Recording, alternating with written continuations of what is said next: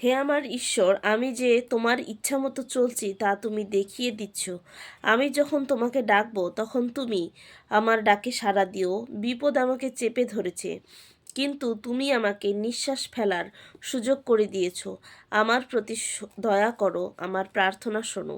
হে মানুষ, আর কতকাল তোমরা আমাকে আমার সম্মানকে অসম্মান করবে? আর কতকাল তোমরা মিথ্যাকে ভালোবাসবে আর অসত্যের পিছনে দৌড়াবে? তোমরা জেনে রেখো, সদাপ্রভু তার ভক্তদের তার নিজের জন্য আলাদা করেছেন।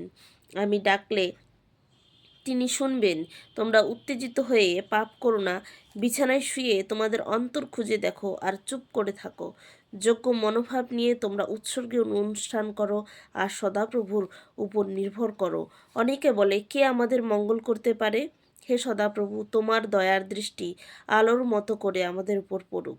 প্রচুর ফসল ও নতুন আঙুর রস উঠলে লোকেদের যেমন আনন্দ হয়, তার চেয়েও বেশি আনন্দ দিয়ে তুমি আমার অন্তর ভরে রেখেছ।